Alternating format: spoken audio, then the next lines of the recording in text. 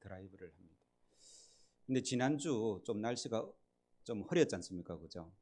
지난주에 이제 차를 타고 오는데 이 교인들이 양산 쪽에 이 하늘이 열리고 밝은 빛 한 곳에 밝은 빛이 비치더라는 겁니다. 야, 저기가 어딘가 하면서 좀 신기하게 그렇게 이제 교회를 오는데, 교회 앞으로 오면 올수록 거기가 이 비치는 곳이 이 먼저 삼위 아파트 쪽에 환히 비치고, 삼위 아파트 쪽으로 들어오니까 우리 교회에 그 빛이 환하게 비치더라. 그래서 이 참 내릴 때 전부 다 웃는 얼굴로 내리더라고요. 그래서 왜 무슨 일이 있었냐 하니까 이제 그 이야기를 하더라고요. 그런데 지난주 설교 제목이 뭔지 아십니까? 예, 빛으로 오신 예수님, 예, 빛 대신 예수님. 그러니까 밝은 빛을 보면서 오니까 그 빛이 어디를 비춥니까? 우리 교회를 비추는데, 그날 설교 제목이 빛으로 오신 예수님. 오늘 임직식이 있습니다. 그런데 오늘 설교 제목이 무엇입니까? 예, 제자를 부르시는 예수님. 임직 설교 제목하고 비슷하죠, 그죠? 제가 이 본문을 일부러 잡은 게 아닙니다. 마태복음을 올해 들어서 매일매일 이제 매주 강의를 하지 않습니까? 그죠? 마침 이때가 된 거예요. 그런데 날짜도 원래 임직식 날짜를 저는 다음 주 했으면 좋겠습니다 하고 이제 노회장님하고 노회하고 의논을 하니까 아니라고 이번 주가 좋겠다면서 노회에서 이번 주를 잡았습니다. 그러니까 이번 주 임직식을 하시는데, 제가 오후에 임직식 할 때는 제가 설교 안 하고 노회장님이 설교하지만 오늘 오전 예배 설교는 임직식 설교 예배 설교다라고 들으시기 바랍니다. 아멘 소리가 작은데 이 날짜를 제가 정한 것이 아니고 노회장님이 정했고 본문도 순서에 따라 하다 보니까 이렇게 이 임직식에 맞는 설교를 준비할 수 있어서 감사합니다. 이렇게 생각해 보니까 요즘 저희 교회 이 예배에 성령께서 함께 하시는구나 라는 생각을 하게 되더라는 것입니다. 여러분들도 그렇게 생각하시기를 간절히 바랍니다. 네. 이럴 때는 좀 아멘 크게 해도 괜찮습니다. 하나님께서 우리 교회를 사랑하시고 또 두 교회를 하나로 합해 주시고 또 집사와 권사의 임직을 받게 하시고 일꾼을 세워주고 교회를 이끌어 가신 우리 하나님을 먼저 찬양하며 하나님께 영광을 돌리는 복된 심령들 되기를 주의 이름으로 축원합니다. 일꾼을 세운다라는 것은 참으로 복된 일입니다. 일꾼이 없으면 그 공동체는 어디로 가야 될지 무엇을 해야 될지 알 수가 없는 것이죠. 그러나 어떤 공동체든지 회장, 부회장, 총무 이렇게 조직을 하지 않습니까? 그죠? 그리고 각자 일을 맡아서 잘 감당하다 보면 그 회나 공동체가 아름답게 성장해가는 것이죠. 저희 교회도 마찬가지인 줄로 믿습니다. 하나님께서도 이 하나님의 일을 하실 때에 가장 먼저 하시는 것이 사람을 선택하는 일입니다. 창세기를 보면 하나님께서 천지를 다 만드시고 누구를 세웁니까? 아담과 하와를 세워서 하나님께서 만드신 그 아름다운 이 우주 세계, 이 창조 세계를 지키고 또 경작하고 그것을 보호하고 다스리게 하시는 것이죠. 예수님께서도 공생의 사역을 하면서 오늘 우리 본문 읽은 것처럼요, 먼저 사람을 찾으신다는 것입니다.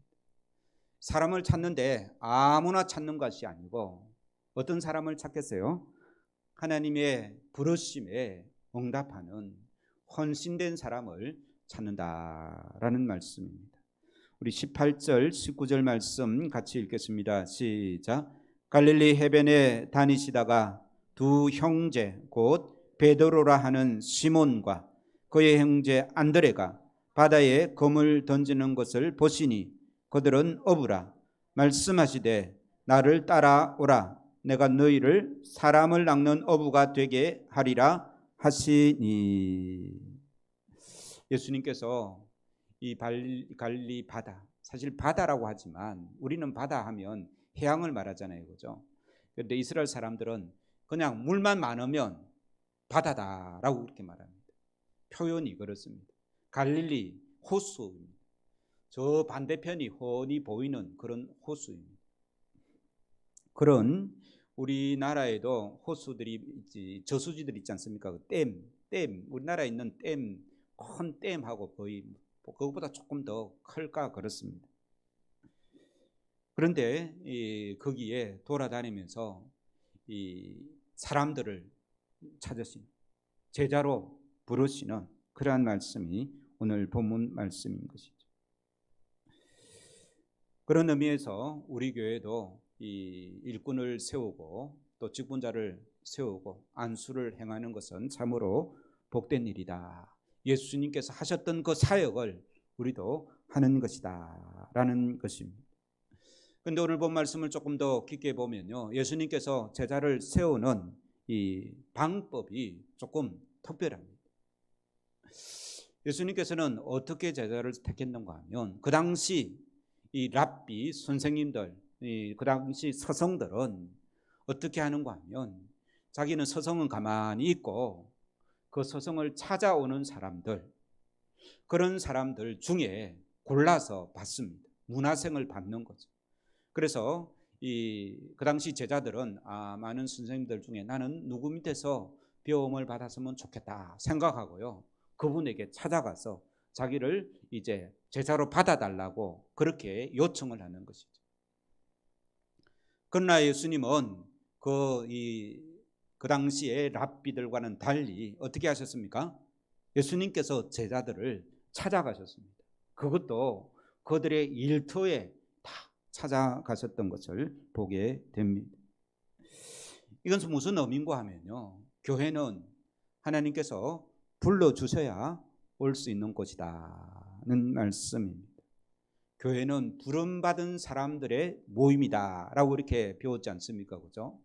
그래서 내가 스스로 교회 왔다, 내가 스스로 예수를 믿어야지, 그래서 내 의지대로 예수를 믿었다라고 생각하는 사람들은 교만해지고 불순해지기 쉽습니다. 그러나 하나님이 나를 부르셨다라고 고백하는 사람들은 겸손하고 온유하게, 이 주도권이 나에게 있는 것이 아니라 주도권이 누구한테 있다고요? 하나님께 있다라는 그런 고백을 하게 되는 것이죠. 우리 먼저 임직받는 분들은 이 부르심에 대한 확실한 응답이 있기를 주의 이름으로 축원합니다. 하나님이 어떻게 해요? 나를 세우셨다라는 거예요. 전 목사가 안수한 것도 아니고 교인들이 투표로 뽑아서 세운 것도 아니고 누가요? 하나님이 나를 부르시고 나를 제자로 세워주셨다라는 이 고백이 가장 먼저 고백되어야 될 줄로 믿습니다. 임직받는 분들뿐만 아니라요, 우리 교우들도 이런 고백은 같이 해야 됩니다. 저분을 집사로 권사로 누가 세워줬다고요? 하나님이 세우셨다는 거.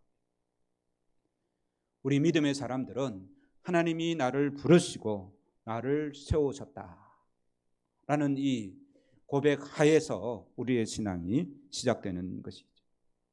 그런데 예수님께서 제자를 세우셨다라는 사실을 우리가 좀 더 깊이 살펴볼 필요가 있는데요, 예수님께서 제자를 세우실 때 깊이 생각하고 세웠겠습니까? 아니면 대충 아무나 보이는 사람 마구잡이로 세워졌을까요? 깊이 생각.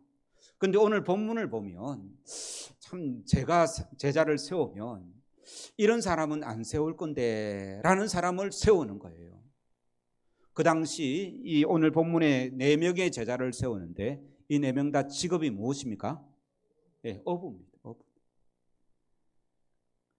오늘날에도 이 어선을 타고 선장이나 기관장 말고요, 그냥 어선을 타고 고기를 잡는 사람들은 대부분 보면 많이 배우지 못한 사람들 있지 않습니까? 그죠? 다른 직업을 스스로 선택할 수 있는 그런 이 능력이 되지 않는 사람.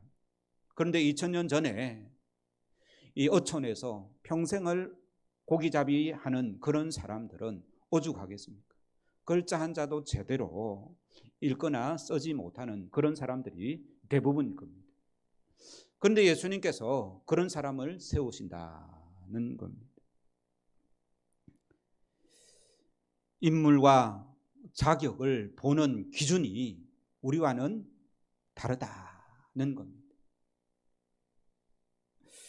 예수님은 사람을 학벌이나 또 계급이나 어떤 세상에 잘난 사람을 선택하기보다는 다른 기준으로 예수님은 사람을 선택했다는 것입니다. 그렇게 그것을 증명할 방법은 여러 가지가 있는데요. 한 가지만 생각해 보십시오.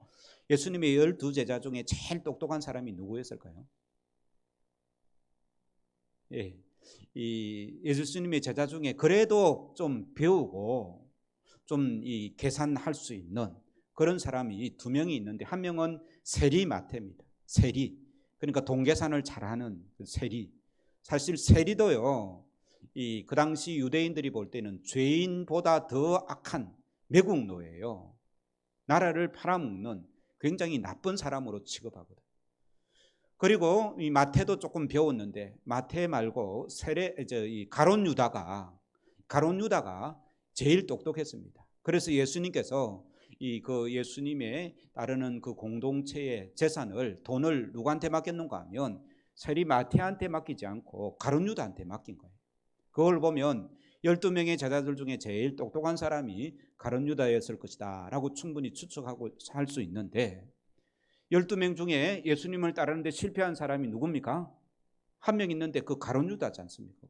가장 똑똑했다라고 하는 그 가룟 유다는 예수님을 따르는 제자로서의 삶을 실패했던 거죠. 그러니까 우리가 예수님께서는 세상의 어떤 기준, 잘난 사람 기준, 똑똑한 사람 기준, 뭔가 많이 가지고 있는 그런 사람을 기준으로 선택하지 않으신다라는 이 사실에 우리 모두는 감사해야 될 줄로 믿습니다. 왜냐하면 그렇게 예수님께서 사람을 세우시니 나같이 부족한 사람도, 뭐라고요? 나같이 부족한 사람도 주님께서 불러서 일꾼을 세우신다는 사실. 그래서 우리는 주님께서 나를 일꾼으로 부르실 때에 주님 저는 부족해서 못합니다 라는 것이 아니라 어떻게 고백해야 될까요? 부족한 저까지 불러주시니 참으로 감사합니다. 이런 고백이 있기를 주의 이름으로 축원합니다. 예수님께서 이렇게 마구잡이로 사람을 부르신 것이 아니라 이 기준이, 특별한 기준이 있는데, 첫 번째는 뭐라고요? 방금 세상에 똑똑한 사람은 택하지 않았다는 거예요. 그죠? 그런 기준은 있죠. 그죠? 두 번째, 오늘 본 말씀을 통해서 예수님께서 제자를 선택할 때 이 기준을 한 가지를 찾을 수 있습니다. 뭘까요? 예수님께서는 분명히 많이 생각하시고 특정한 사람들을 제자로 부르셨는데 어떤 사람을 제자로 불렀을까요? 예수님께서 제자를 부르실 때에 모든 제자들의 특징 한 가지가 있습니다. 그게 뭔가 하면 오늘 20절과 22절 같이 읽겠습니다. 시작. 그들이 곧 거물을 버려두고 예수를 따르니라. 22절도요. 그들이 곧 배와 아버지를 버려두고 예수를 따르니라. 예수님께서 제자를 선택하는 그 기준이 하나 있는데, 오늘 본문 말씀에서는 어떤 제자를 선택했다고요? 어떤 사람을 선택했다고요? 예, 버릴 줄 아는 사람. 지금 내가 고기를 잡는 것, 또 고기를 잡고 난 후에 다음에 더 잘 잡으려고 그물을 손질하는, 예수님께서 그들을 나를 따라오라 하니까 뭐라고요? 그대로 버려두고 예수님을 따랐더라 라고 성경은 말씀하고 있습니다. 다른 본문에 보면요, 예수님께서 세리 마태를 부르실 때에 마태도 세간에 앉아서 세금을 걷는 거예요. 그러다가 예수님께서 나를 따라오느라라고 하니까 그 모든 하던 일을 내려놓고 예수님을 따랐습니다. 그러니까 예수님께서 이 오늘 본문 말씀도 버려두고 20절에도 버려두고 22절에도 버려두고 라는 말씀이 두 번 반복해서 나오는데, 예수님께서 부르실 때에는 버려두고 예수님을 따르는 사람, 그런 사람을 예수님께서는 제자로 삼으셨더라는 것입니다. 예수님께서요, 다른 사람도 12제자만 부른 게 아닙니다. 다른 사람도 불렀어요, 성경에 보면. 그런데 이 예수님의 제자들처럼 버려두고 따르지 않는 사람은 예수님께서는 이 제자로 부르시지 않았습니다. 특히 부자 청년이 있었는데요, 이 부자 청년이 예수님 보니까 참 잘 훈련된 사람이라, 그래서 예수님께서 마지막 한 가지, 이제까지는 잘했는데 한 가지만 더 하고 나를 따르라 라고 이렇게 말씀합니다. 뭐라고 말씀합니까? 예수님께서 네가 가지고 있는 모든 재산을 팔아서 다른 사람에게 다 나누고 나를 따르라 하니까 그 청년이 어떠합니까? 그 재산이 아까워서 근심하고 그냥 집에 갔습니다. 그런 사람은 예수님을 따를, 그가 훌륭하게 많은 자격을 갖추어 있지만 버려두지 못해서 예수님을 따르지 못했다는 것입니다. 또 어떤 사람은요, 예수님, 제가 예수님을 따르는 제자가 되겠습니다 라고 말하니까 예수님께서는요, 가만히 보니까 그 사람은 자격이 안 되거든요. 그러니까 예수님께서 뭐라는가 하면, 여우도 굴이 있고 이 공중의 새도 집이 있지만 나는 머리 둘 곳조차 없다, 그런 말을 하니까 그 사람이 따랐겠어요, 안 따랐겠어요? 안 따르는 거예요. 예수님을 따르면 뭔가 크게 되고 뭔가 부귀영화를 누리는 것처럼 착각을 해서 예수님을 따르려고 했는데, 예수님께서 나는 머리 둘 곳조차 없다 하니까 이 사람이 예수님을 안 따르는 거예요. 또 어떤 사람은요, 예수님께서 너는 나를 따르라 하니까 예수님, 이제 그 사람이 뭐라고 대답하는가 하면, 우리 아버지 장사를 좀 지내고 예수님을 따르겠습니다 하니까 예수님께서는 그럴 필요 없다라고 말하는 거죠. 또 어떤 사람도요, 예수님께서 너도 나를 따르라 하니까 예수님께서는 그 사람이 예수님께 뭐라고 말을 하는가 하면, 제가 우리 집에 가서 작별 인사나 좀 나누고 예수님을 따르겠습니다 라고 그렇게 말하는 거예요. 그때 예수님께서 그래라 했겠습니까? 아니면 그런 사람은 필요 없다라고 했겠습니까? 그런 사람은 필요 없다라고 말하는 거예요. 그 말씀이 어떤 말씀인가 하면 같이 읽겠습니다. 시작. 예수께서 이르시되 손에 쟁기를 잡고 뒤로 돌아보는 자는 하나님의 나라에 합당하지 아니하리라 라고 이렇게 말씀하셨습니다. 그러므로 예수님께서 나를 따르라, 또 이 일을 하라, 너는 직분자를 세워서 너를 세우니 이 일을 좀 하라 라고 말을 할 때에 변명이나 버려주지 못해서 못하는 사람들이 많이 있다는 사실을 우리가 알 수 있죠. 오늘 임직을 받는 우리 두 분 집사님과 또 이 7분의 우리 권사님들은 오늘 본문의 제자들처럼 버려두고 온전한 순종을 하면서 주님을 따르는 복된 은혜가 있기를 주의 이름으로 축원합니다.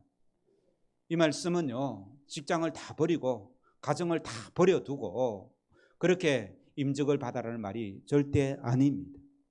예수님의 12제자는 이 직업도 버리고 가정도 버리고 예수님을 따랐지만 우리 각자에게 이 주님께서 세우시는 그 일의 이 장소가 다 다르기 때문에 선교사로 주님께서 세워주시면 자기의 삶의 터전을 떠나야 되고, 또 하나님께서 이 주의 사역자 목사로 세우면 또 하는 일을 다 내려놓고 이 신학을 해야 되겠지만, 그렇지 않고 교회에서 집사로 권사로 부르시는 것은 하나님께서 그 자리에서, 삶의 자리에서, 또 다니던 교회에서 하나님의 일을 하기 위해서 세움을 받는 복된 일꾼인 줄로 믿습니다.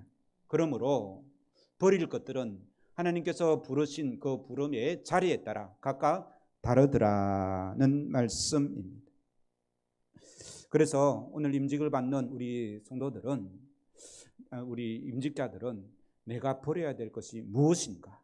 무엇을 버려야 주님의 제자의 삶, 이 주님께서 나를 세우시는 그 집사와 권사의 그 사명을 잘 감당할 수 있는지를 스스로 결단할 수 있는 복된 은혜가 있기를 주의 이름으로 축원합니다. 재산과 가족을 버려야 되는 사람도 있고요. 또 아니면 나의 못된 성질, 옛 습관들, 아직 준비되지 못한 세상과 연결되어 있는 것을 끊어버리고 온전히 더 주님께로 가까이 나아가게, 우리가 더 훈련받아야 되는 그런 이 모습들도 있을 것입니다. 아마 예수님의 제자들 중 오늘 본문 말씀에 나오는 베드로와 안드레, 야고보, 요한, 이 네 사람이 글을 쓸 수 있는 사람이었겠습니까? 아니면 문맹, 이 글자도 읽지 못하는 그런 사람이었겠습니까? 아마 대부분 그 당시에 글자를 읽을 수 없는 그런 사람이었을 겁니다. 그러나 나중에 예수님을 따르고 난 후에 나중에 베드로도 편지를 쓰지 않습니까? 그죠? 사도 요한도 편지를 많이 써서 그것이 신약 성경에 기록되어져 있습니다. 그러니까 예수님을 따른다라는 것은 버릴 것은 버리고, 또 우리가 취할 것은 취하고, 훈련받을 것은 훈련하고 하면서 주님께서 우리를 제자로 세워나가시는 일에 내가 가장 적합한 그러한 사람으로 준비되는 그러한 복된 일꾼들 되기를 간절히 바랍니다. 주님께서 부르실 때에 그 부르심에 기쁨으로 응답하고 그러한 삶을 기쁨으로 따라가는 사람들은 얼마나 복된지 우리가 다시 한번 확인하면서 확인해 보겠습니다. 마릴린 먼로, 에반스 콜린. 마릴린 먼로는 좀 들어보셨죠, 그죠? 1960년도, 제가 1965년생이니까요. 제가 태어날 때, 그때 이제 최고의 인기를 누렸던 미국의 영화 배우입니다. 여배우죠, 그죠?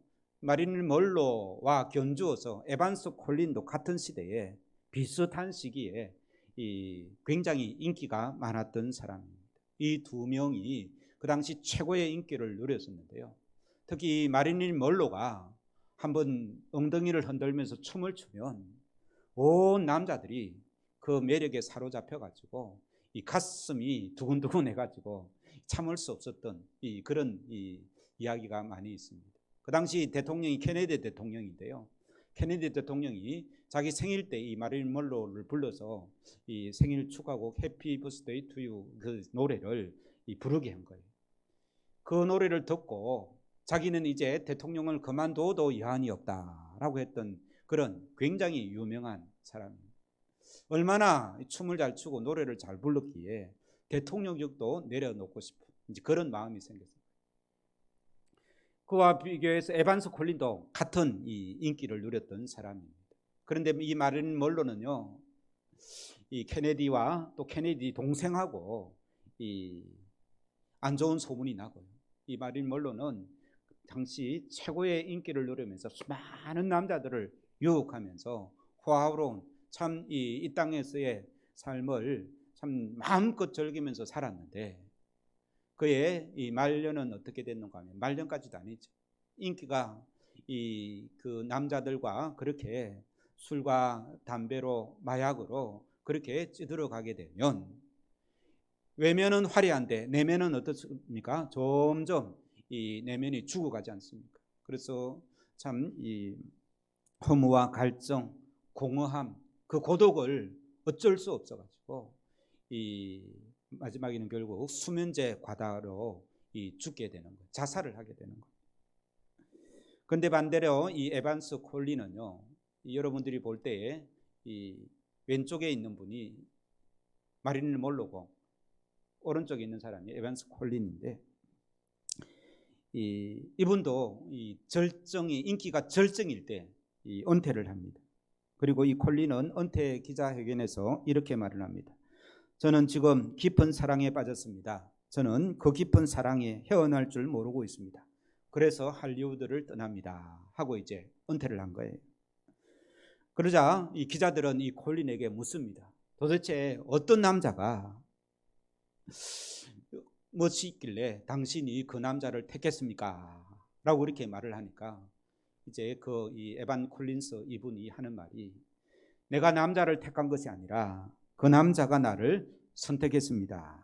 그분은 날 위해 십자가에서 죽으신 예수 그리스도입니다 라고 그렇게 이 말을 하고 이 선교사와 결혼해가지고요 아프리카 선교로 떠났었습니다. 일평생을 아프리카에서 죽어가는 영혼들을 살리려고 평생을 살았는데요, 잠깐 귀국했을 때 사람들이 묻습니다.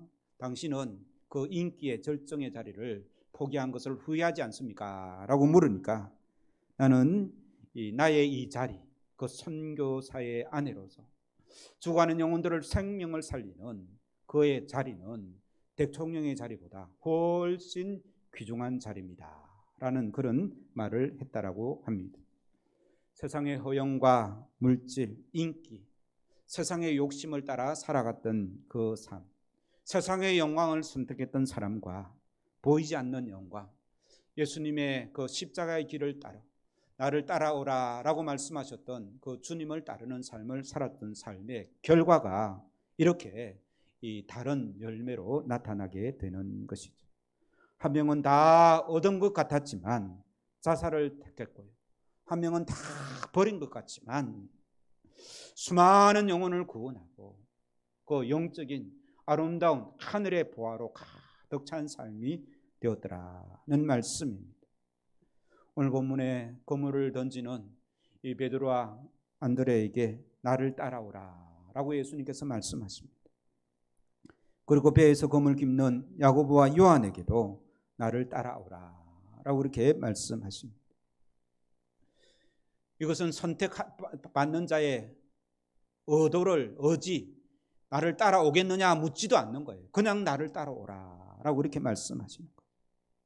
그래서 우리도 주님께서 나를 부르시는 그 부르심에 기쁨으로 또 담대하게 모든 것들을 버려두고 따를 수 있는 복된 은혜가 있기를 주의 이름으로 축원합니다.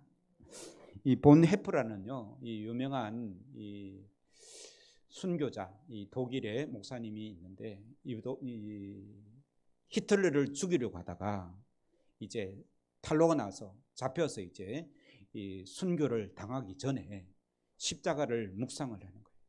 자기는 곧 이제 죽을 사람인데 십자가를 세 가지로 묵상합니다. 첫 번째, 예수님은 생명을 하나님께 맡겼다라는 사실을 깨닫게 되는 거죠. 내가 언제 어떻게 죽어도 원망하지 않고 그 나의 생명을 하나님께 위탁하기로 하는 것입니다.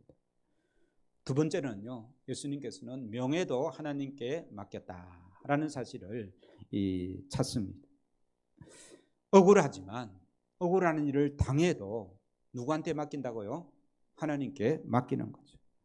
임직받는 우리 집사님, 권사님도 조심하시기 바랍니다. 시간과 몸과 헌금을 다 바친다고 하지만 명예는 안 바치려고 하는 사람이 많습니다.